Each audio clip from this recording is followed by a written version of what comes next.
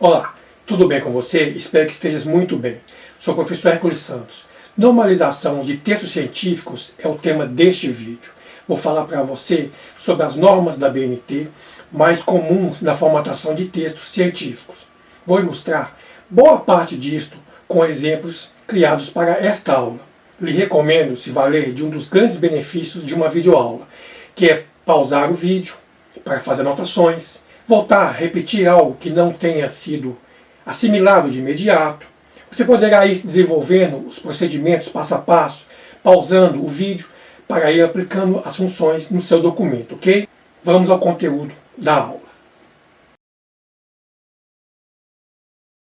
De um modo geral, nós sabemos que a ciência é de conhecimento público.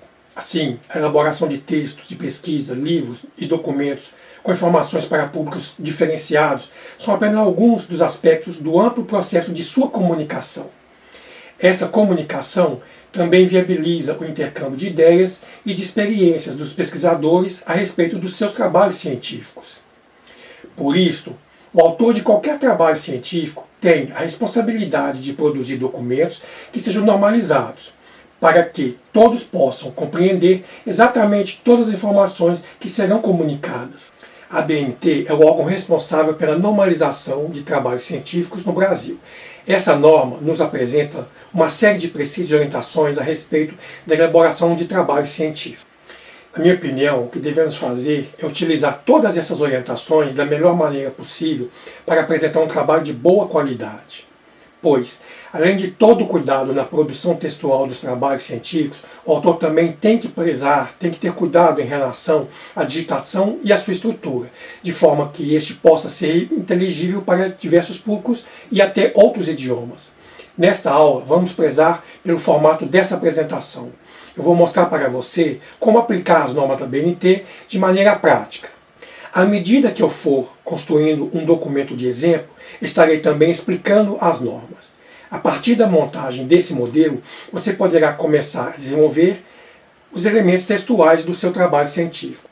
Nós vamos formatar o texto de acordo com as normas da BNT e das necessidades de desenvolvimento da escrita. Vamos lá? Vamos formatar um texto com as normas mais gerais que a BNT normatiza.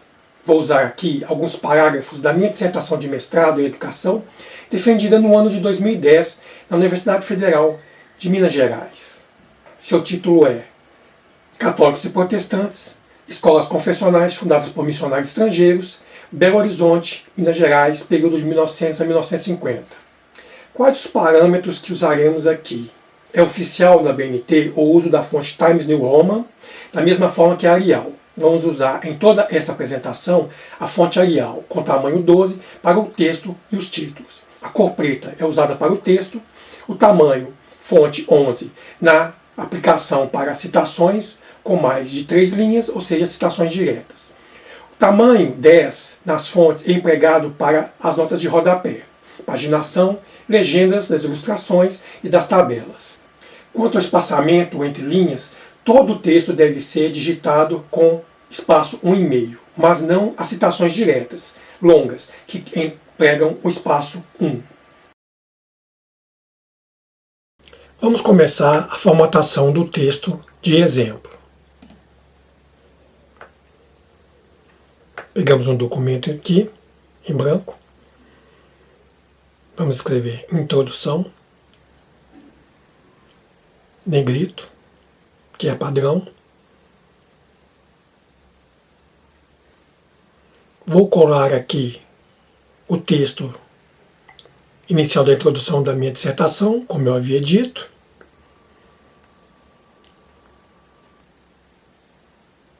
Selecionar todo o texto, formatar com a fonte Arial, tamanho 12. Agora vamos formatar os parágrafos. Espaçamento entre parágrafos automático. Espaçamento entre linhas 1,5. Justificado para o corpo do texto.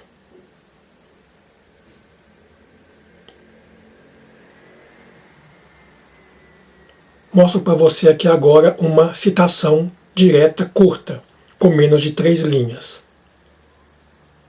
Este é o aspecto que ela deve ter.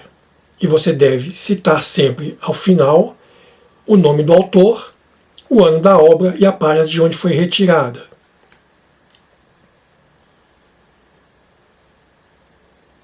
Agora o exemplo de uma citação longa, com mais de 3 linhas, vou formatá-la para você ver como deve ser o seu aspecto.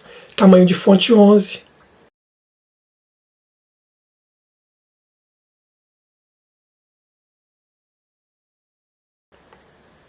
Entre linhas 1 ou simples. Ok. Agora é necessário recuar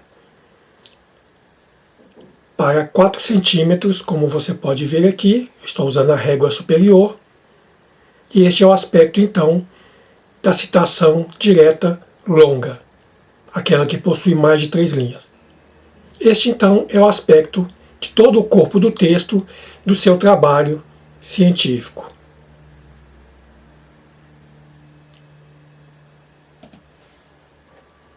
Quero lhe passar uma dica muito importante. Lembre-se de sempre que cumprir uma etapa no seu documento, de salvá-lo, para não correr o risco de perder todo o trabalho executado até o momento.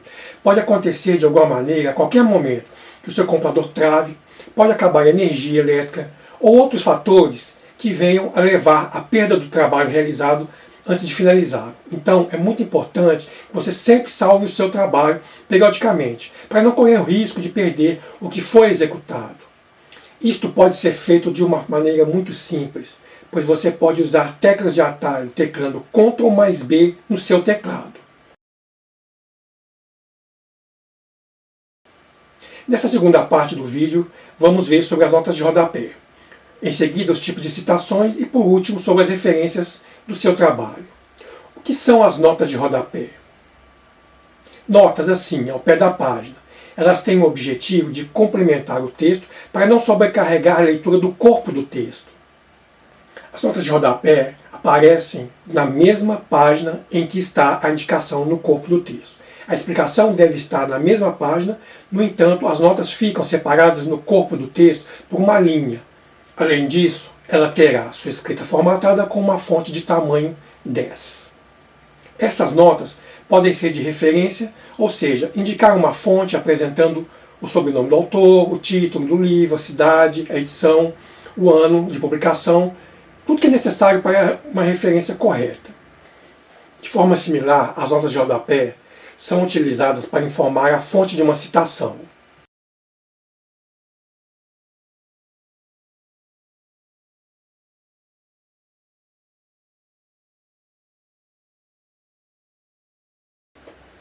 Elas podem também ser explicativas, evitando as explicações muito longas dentro do próprio texto, o que poderia quebrar a fluência e sequência de leitura, além do entendimento do parágrafo. Recomenda-se que não sejam muito longas para não sobrecarregar muito a leitura. Então, devemos pensar em usá-las quando as explicações são relativamente necessárias. Ainda podem ser utilizadas para fornecer a tradução de um texto que apareça numa língua estrangeira. Podem também surgir simplesmente para fazer uma rápida observação. As notas de rodapé são um bom recurso para explicar algum termo específico. Agora vamos tratar das citações. Nós temos 2 tipos de citação. As citações diretas, que compreendem o famoso copiar e colar, sendo na verdade a transcrição exata de um determinado trecho de um autor que você está lendo. Temos as citações indiretas, que compreendem a redação de uma passagem de um texto de algum autor com as suas próprias palavras. As citações diretas, que são chamadas de curtas, têm até 3 linhas e ficam no corpo do texto. Essas vão aparecer entre aspas para delimitar o espaço da citação. Além disso, é preciso prestar atenção na obrigatoriedade de se colocar, após uma citação direta, curta, o nome do autor, o ano da obra e a página de onde foi extraída. As citações diretas longas serão consideradas assim quando tiverem mais do que 3 linhas. Terão que ser escritas num parágrafo separado e com margem recuada. Citações indiretas também são chamadas citações livres, porque neste caso o autor do texto vai redigir uma passagem do texto de outro autor utilizando das suas próprias palavras, porém com base nas ideias do autor que foi lido. Veja neste exemplo que é parte da minha tese de doutorado, cujo título é Impactos provenientes da redocumentarização de acessos permanentes na pesquisa histórica. Eu apresento já no início do parágrafo o autor de quem retirei as ideias. Aqui eu explico o que o pesquisador José Lopes Iepes entende sobre homens digitais, ou, traduzindo, sobre homem digital, mas explico esse entendimento com as minhas próprias palavras. Por isso, não foi necessário indicar a página exata de onde foram retiradas essas ideias. Assim, nós temos aqui duas coisas distintas. Uma é o texto que é produzido por quem escreve um trabalho, mas as ideias deste pequeno trecho são de um determinado autor consultado. Você não pode se esquecer de indicar o nome do autor de quem as informações foram retiradas. Para isso, você utiliza o nome do autor e o ano da obra, que obrigatoriamente estará relacionada nas suas referências. Cuidado com citações retiradas da internet. Citações da internet devem ser utilizadas com muita cautela, dada a temporalidade e a fidedignidade de alguns sites. Por isso, antes de retirar qualquer coisa da internet, certifique-se de que é de origem segura para poder usar num trabalho científico. Eu, como professor, não aceito em hipótese alguma que um trabalho acadêmico avaliado por mim apresente uma citação proveniente da plataforma Wikipédia. O problema maior do uso da Wikipédia em trabalhos acadêmicos é que existe a possibilidade real da adulteração dos verbetes por qualquer pessoa. Esta prática pode ser usada para manipular informações de maneira proposital. As informações não são avaliadas por especialistas dos assuntos antes de serem publicadas, como acontece com livros e periódicos científicos. Apesar de existir muitos usuários honestos e solícitos, informações equivocadas podem levar meses para serem detectadas e corrigidas. Por isso, eu não considero essa plataforma como fonte de informações para a ciência.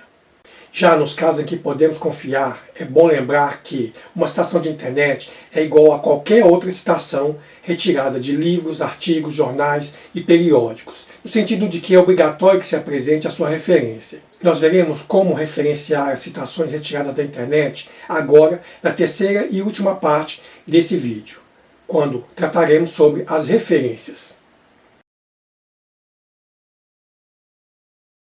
Costumava-se escrever anteriormente referências bibliográficas. Hoje se recomenda que se coloque apenas referências, porque quando eu uso o termo bibliográficas, estou falando mais de livros.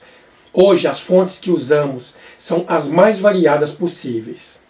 Podemos contar com a vastidão da internet, usamos fotografias, filmes, documentos, mapas, livros e outros tantos. Por isso, somente a palavra referências é o suficiente. Esse item é obrigatório em qualquer trabalho acadêmico.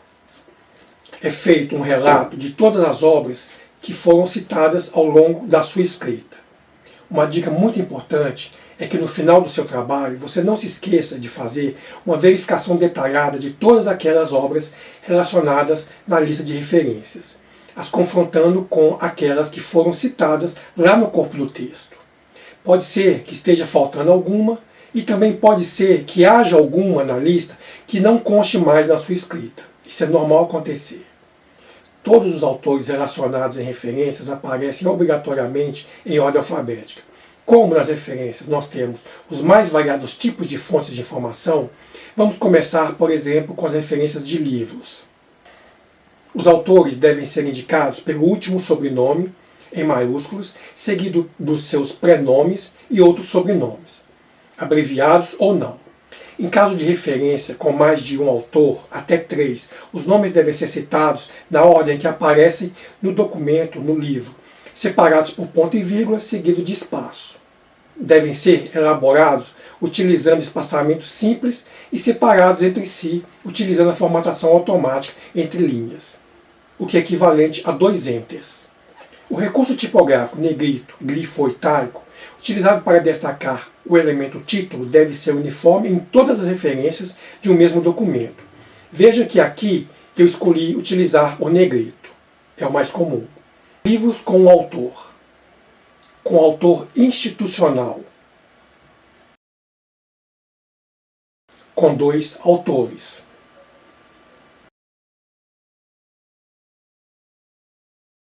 com 3 autores.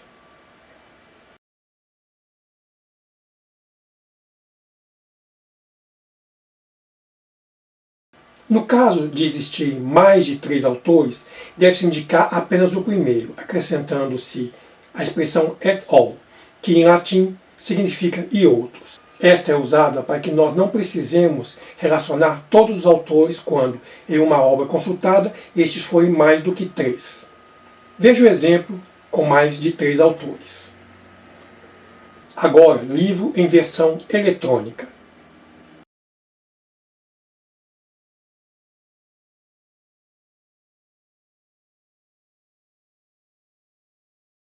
Dissertação de mestrado.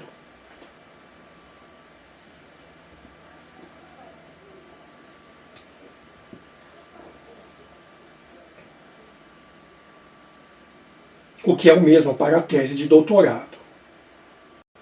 Constituição Federal encontrada na internet.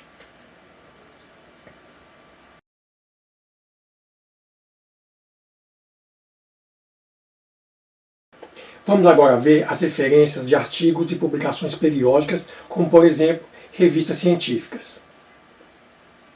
Referências da internet são muito utilizadas hoje em todos os tipos de trabalhos. Vamos ver um exemplo desse tipo de referência.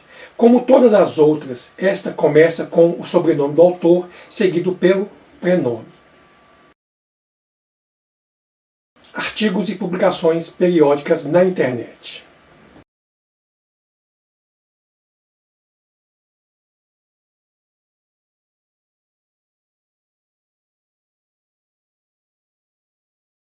YouTube, aula.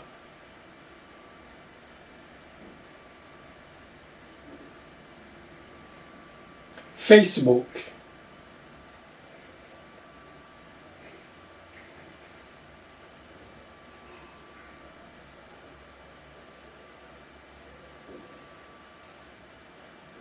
Fotografia em papel.